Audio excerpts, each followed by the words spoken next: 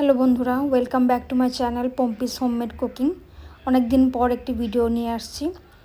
গরমের দিন পড়ে গেছে, সবারই শরবত খেতে ভালো লাগে, তাই আজ আমি বানিয়েছি কাঁচা আমের শরবত। শরবতটি বানানোর জন্য বেশি কিছু না, একটি কাঁচা আম নিয়েছি মিডিয়াম সাইজের, নিয়েছি পুদিনা পাতা, একটি লেবু আর কিছু কিশমিশ। আমি চিনির পরিবর্তে কিশমিশ ব্যবহার করছি, আপনারা চাইলে চিনিও ব্যবহার করতে পারবেন। গোটা আমটি আমি ব্যবহার করিনি, অর্ধেক আমটি ব্যবহার করেছি। আমটাকে এভাবে আমি ছিলে কেটে নিয়েছি। কেটে নেওয়ার পর আমের পিসগুলোকে ছোট ছোট করে টুকরো করে নিয়েছি।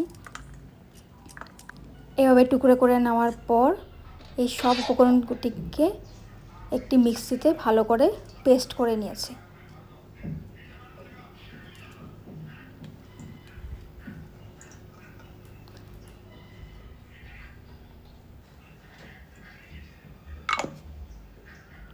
দেখুন কি সুন্দর পেস্ট হয়েছে। এবারে ঠান্ডা জলে পেস্টটি মিশিয়ে নিয়েছি, তারপর দিয়ে দিয়েছি লেবুর রস, অল্প নুন।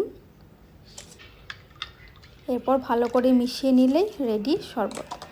এবারে যা করছি, অল্প লবণ নিয়েছি শুকনো লঙ্কার গুঁড়ো, এই দুটোকে ভালো করে মিশিয়ে নিলাম। এরপর একটি কাঁচের গ্লাসের মুখে একটু লেবুর রস লাগিয়ে এভাবে করে এই লবণ আর লঙ্কার গুঁড়োগুলো লাগিয়ে নিলাম। এরপর এতে ঢেলে দেব শরবতটি, তারপর দিয়ে দিলাম একটি লেবুর টুকরো। ব্যাস রেডি কাঁচা আমের শরবত। আপনাদের ভিডিওটি ভালো লাগলে লাইক, কমেন্ট, শেয়ার করবেন এবং যারা নতুন তারা অবশ্যই সাবস্ক্রাইব করবেন। ধন্যবাদ।